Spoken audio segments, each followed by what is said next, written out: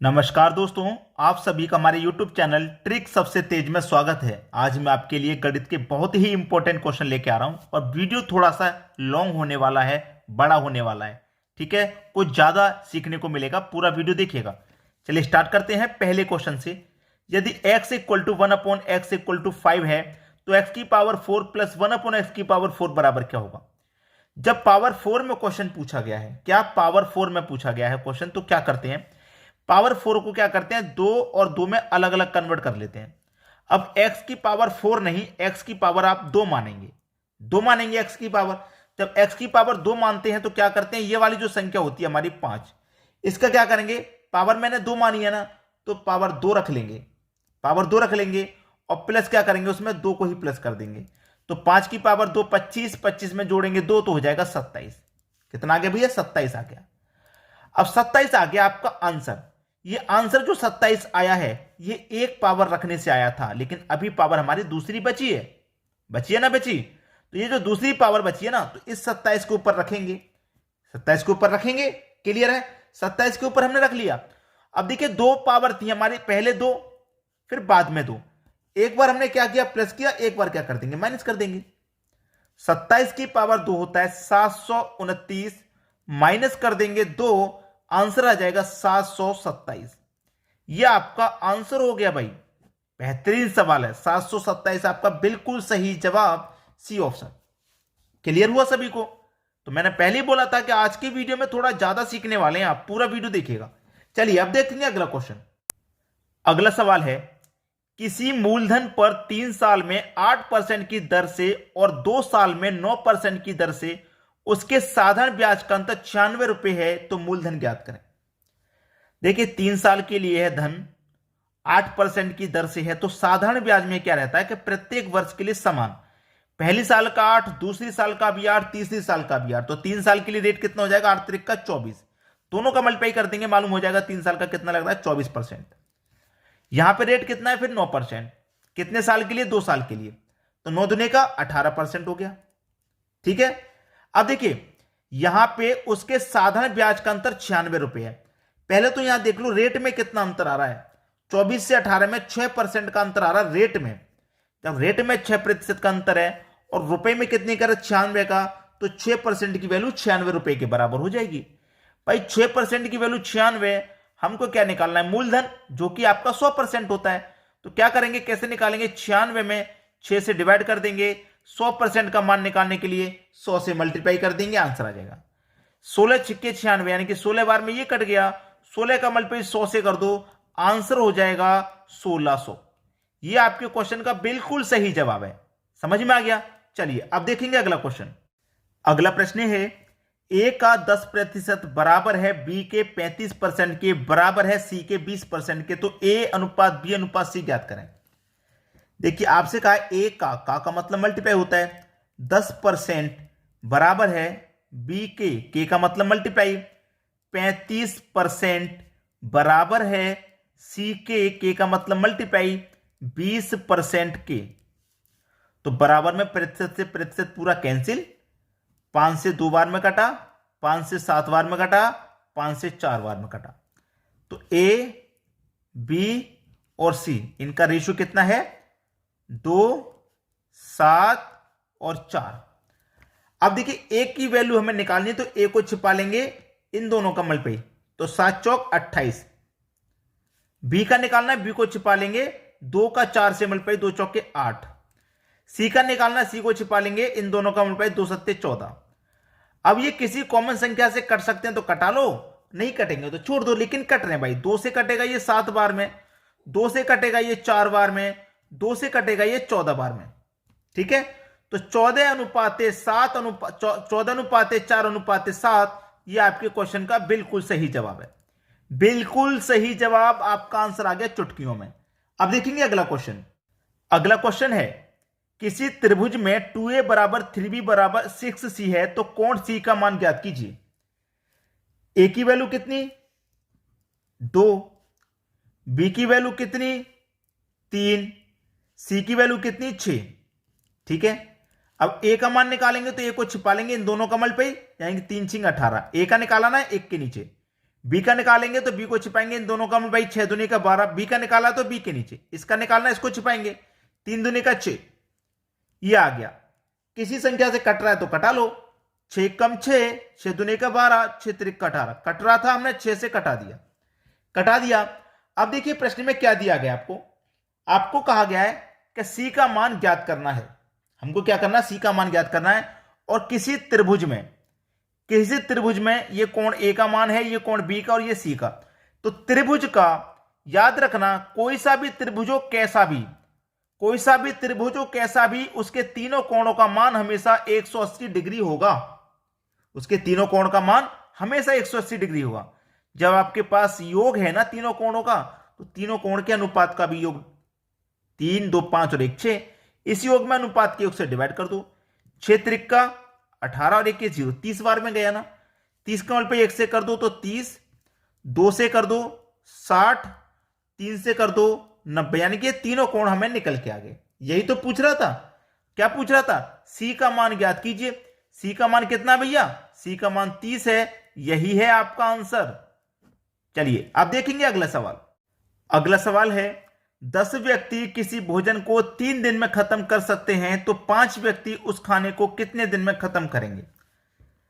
10 व्यक्ति हैं, किसी भोजन को 3 दिन में खत्म कर रहे हैं, तो 5 व्यक्ति उसी भोजन को कितने दिन में खत्म करेंगे, यानी कि D2 पूछ रहा है। फॉर्मूला होता है M1D1 बराबर M2D2, बटे में होता है W1 या W2। W1 W2 का मतलब है वर्क, यहां पे जो वर्क है वो लिखेंगे, यहां जो वर्क है वो लिखेंगे। यहां पे कहा था कि किसी भोजन को, यानी कि कोई एक भोजन है, वर्क हमारा कोई एक था ना, इसलिए हमने एक लिखा नहीं। कटा लो, 5 से 10 कट गया 2 बार में, 2 का मल्टीप्लाई 3 से हो जाएगा तो 6, यानी कि D2 कितना निकल के आ गया आपका 6। खत्म सवाल, इतना ही था बस। कितने दिन में खत्म करेंगे 5 व्यक्ति, 6 दिन में खत्म कर लेंगे। अब देखते हैं अगला क्वेश्चन। अगला क्वेश्चन है, पाइप ए किसी टंकी को 8 घंटे में भर सकता है, पाइप बी 12 घंटे में भर सकता है और पाइप सी 4 घंटे में खाली कर सकता है, तो तीनों पाइप मिलकर टंकी को कितने समय में खाली करेंगे। अच्छा सवाल हुआ, ठीक है, खाली करेंगे या भरेंगे ये पूछ रहा है। जो ए है ना वो 8 घंटे में भर रहा है, जो बी है वो 12 घंटे में, और जो सी है ये 4 घंटे में खाली कर रहा है। याद रखना 4 घंटे में खाली कर रहा है, ये खाली करने वाला था तो हमने नेगेटिव ले लिया, ये दोनों भरने वाले थे तो पॉजिटिव ले लिए। लेकिन हमें ये नहीं पता ना टंकी कितनी बड़ी है, कैसे मालूम होगा, तीनों का एलसीएम ले लेंगे तो मालूम हो जाएगा टंकी कितनी बड़ी है। 8, 12, 4 का एलसीएम आ जाएगा भैया 24, यानी कि टंकी 24 लीटर की है। 8 से कटा दो 24 को 3 बार में, 12 से कटा देंगे 2 बार से, और 4 से कटाएंगे तो 6 बार में। तो ये तो भरने वाला था ना, 8 से कटाए ये भरने वाला था, ये भी भरने वाला, लेकिन ये खाली करने वाला है कि नहीं खाली करने वाला। अब जब तीनों नलों को एक साथ खोल देंगे, ए 1 घंटे में 3 लीटर भरेगा, बी 1 घंटे में 2 लीटर भरेगा और सी 1 घंटे में 6 लीटर खाली करेगा। अगर ये दोनों भरने वाले चलेंगे एक साथ तो दोनों मिलकर के 5 लीटर ही भर पाएंगे, और ये 6 लीटर खाली कर रहा है, यानी कि खाली ज्यादा कर रहा है, माइनस का 1 खाली कर रहा है। टंकी है 24 लीटर की, 1 खाली कर रहा है, तो 1 घंटे में 1 खाली कर रहा है ना, तो 24 को 24 घंटे में खाली करेगा, यानी कि 24 घंटे में वो खाली करेगा। यही है आपका बिल्कुल सही जवाब। समझ में आ गया होगा। चलिए अब देखते हैं अगला क्वेश्चन। अगला सवाल है, ए और बी मिलकर किसी काम को 20 दिन में कर सकते हैं, बी अकेले 25 दिन में कर सकता है, तो ए अकेला उसे कितने दिन में करेगा।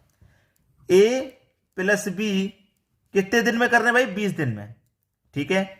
बी अकेला 25 दिन में कर सकता है, तो ए अकेला कितने में करेगा। पहले तो मालूम कर लो काम कितना था, एलसीएम ले लेंगे, 20 और 25 का एलसीएम 100 आ जाएगा, यानी कि काम टोटल 100 है। 20 से कटा देंगे 100 को 5 बार में, और 20 से कटा देंगे यानी कि 25 से कटा देंगे तो 4 बार में कटेगा। अब एक चीज तो मालूम हो गई कि ये जो काम है 5, ए और बी दोनों का है ना, ए और बी दोनों का है, ए प्लस बी दोनों का है, और बी का 1 दिन का काम अकेले का 4 है, बी का कितना 4, तो ए का इसका मतलब 1 होगा, दोनों मिला के तभी तो 5 हो रहा है कि नहीं हो रहा, दोनों मिला के 5। तो देखिएगा हमसे पूछ रहा है कि ए अकेला कितने दिन में करेगा, यानी कि काम टोटल कितना है 100। ए 1 दिन में कितना कर रहा है, एक ही तो कर रहा है, 1 दिन में 1 कर रहा है, तो 100 काम को वो कितने दिन में करेगा भैया, 100 दिन में करेगा। सीधा सीधा आंसर है 100 दिन। 100 दिन है, सीधा सीधा आंसर 100 दिन, बिल्कुल सही। चलिए अब देखेंगे अगला क्वेश्चन। अगला प्रश्न है, किसी वस्तु पर दो क्रमिक छूट 20% और 25% दी जाती है तो एकल छूट ज्ञात करना है। दोनों को मिला के एक छूट क्या होगी वो पता करना है। इसके लिए एक फॉर्मूला होता है ए प्लस बी प्लस का ए बी बट्टे 100। अब देखिए ये भी छूट है माइनस की रहेगी, ये भी छूट है, दोनों माइनस की रहेंगी, तो ये आपका ए हो जाएगा और ये आपका बी।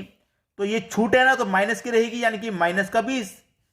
ये भी छूट है 25% की यानी कि बी भी माइनस का यानी कि माइनस का 25। और माइनस माइनस क्या होता है, प्लस होता है भाई, माइनस माइनस प्लस होता है, ये बात आपको मालूम है। ए कितना है आपका 20 है, बी आपका 25 है और बटे में कितना है 100। ठीक है, चलिए कटा लेंगे इसको। तो 25 से कम 25, 25 से 4 बार में कट जाएगा, 4 से 20 आपका 5 बार में। माइनस का 20 माइनस का 25 माइनस का हो जाएगा 45 और प्लस का कितना 5। माइनस के 45 में से प्लस का 5 घट जाएगा तो माइनस का बचेगा 40, यानी कि दोनों छूट मिला करके -40% है। ठीक है, ये आपका आंसर आ जाएगा। माइनस का आया है इसका मतलब छूट है और प्लस में आता तो प्रॉफिट है, यानी कि 40% की छूट दे रहा है वो दोनों मिलाकर। क्लियर हुआ। चलिए अब देखेंगे अगला सवाल। अगला प्रश्न है, यदि 700 मीटर दूरी 7 मिनट में तय की जाती है तो चाल ज्ञात करें। चाल बराबर क्या होता है, दूरी बट्टे समय होता है। अब दूरी कितनी है, 700 मीटर की है, समय कितना है 7 मिनट का। अब देखिए यहां पे चेंज नहीं करना, ये मीटर में है ये मिनट में, चेंज नहीं करना ना। चेंज करना होता तो कर लेते, लेकिन चेंज करना ही नहीं है। कितना आ जाएगा भैया, चाल कितनी आ जाएगी, 100 मीटर प्रति, भाई 100 मीटर प्रति सेकंड आपकी चाल आ जाएगी, प्रति मिनट प्रति सेकंड में आ जाएगी। ये आपका आंसर हो जाएगा 100 मीटर प्रति सेकंड। ये सबसे बेहतरीन सवाल है। बेहतरीन इसलिए कहूंगा, यहां पे आपको मीटर है और मिनट है, तो यहां पे जो आंसर आ जाएगा वो मिनट में आ जाएगा ना, 100 मीटर प्रति मिनट, इसलिए मिनट आ जाएगा यहां पे। ठीक है, लेकिन चेंज नहीं करना था। अगर यहां पे 7 मिनट की जगह वो कह देता 7 घंटे में, तो फिर आपको चेंज करना पड़ता। चलिए अब देखेंगे अगला सवाल। अगला सवाल है, a बराबर x प्लस वाई, b बराबर x माइनस वाई है, तो a माइनस बी का होल स्क्वायर क्या होगा। पूछा क्या है, a माइनस बी का होल स्क्वायर क्या होगा, ये पूछा है। चलिए सवाल क्या था आपका, a का मान कितना दिया गया x प्लस वाई, तो मैं a की जगह x प्लस वाई लिख दूंगा, फिर माइनस है। b का मान दे रखा है x माइनस वाई, तो b की जगह में x माइनस वाई लिख दूंगा, और पूरे का क्या दे रखा है, होल स्क्वायर। ठीक है, माइनस का x है और ये प्लस का, तो माइनस प्लस का x कट जाएगा, कट गया। प्लस का y और ये क्या है, देखिए यहां पे था माइनस का y, तो ये प्लस का, देखिए यहां पे ये माइनस है और ये भी माइनस था, तो माइनस माइनस यहां पे दोस्तों ये प्लस हो जाएगा। कैसे, क्योंकि मैंने b का मान रखा x माइनस वाई, तो x माइनस वाई रखूंगा, तो ये जो माइनस है इस माइनस में गुना हो गए तो माइनस माइनस प्लस हो जाएगा। ठीक है, तो y और y क्या हो जाएगा, 2y, और पूरे का क्या है, होल स्क्वायर। तो 2 का स्क्वायर हो जाएगा कितना, 4, और ये कितना हो जाएगा, y का स्क्वायर। ये आपका आंसर हो जाएगा, बिल्कुल सही जवाब। चलिए अब देखते हैं अगला सवाल। अगला सवाल है, 200 सेब का क्रय मूल्य 40 सेब के विक्रय मूल्य के बराबर है, तो उसका लाभ प्रतिशत निकालें। देखिए 200 सेब का क्रय मूल्य 40 सेब के विक्रय मूल्य के बराबर है, यानी कि जितने रुपए में हमने 200 सेब खरीदे हैं उतने रुपए हमारे 40 सेब बिक रहे हैं। भाई जितने रुपए के हमने 200 सेब खरीदे उतने ही रुपए में हमने 40 सेब को बेच दिया, तो अभी तो हमारे पास 160 सेब बचे हैं। कितना मुनाफा है, अभी तो हमारे पास 160 सेब बचे हैं। ठीक है, 200 में से 160 बचे हैं अभी हमारे पास। बेच कितने दिए हमने, 40 बेच दिए। प्रतिशत के लिए 100 से मल्टीप्लाई कर दो, आंसर आ जाएगा भाई। ठीक है, 0 से 0 गया, 4 चौके 16, 4 से मल्टीप्लाई कर दो तो ये हो जाएगा 400% का। ये हमारा लाभ हो गया भाई। ठीक है, हमसे बोला था लाभ परसेंट निकाला, 400% का लाभ हो रहा है भाई। बहुत अच्छा सवाल है, 400% का लाभ। चलिए अब देखते हैं अगला क्वेश्चन। अगला सवाल, पेट्रोल का दाम 20% बढ़ जाने पर पेट्रोल कितना प्रतिशत खर्च कम कर देना चाहिए ताकि लोगों पर कोई असर ना पड़े। मैं नहीं बताऊंगा, मैं नहीं बताने वाला, मैं तो बस ये क्वेश्चन आपको होमवर्क के लिए दूंगा ताकि आप भी थोड़ी प्रैक्टिस करें, अपना कलम आप भी इस्तेमाल करें। क्या इसका आंसर आएगा, कमेंट करके जरूर बताइएगा। ठीक है दोस्तों, धन्यवाद।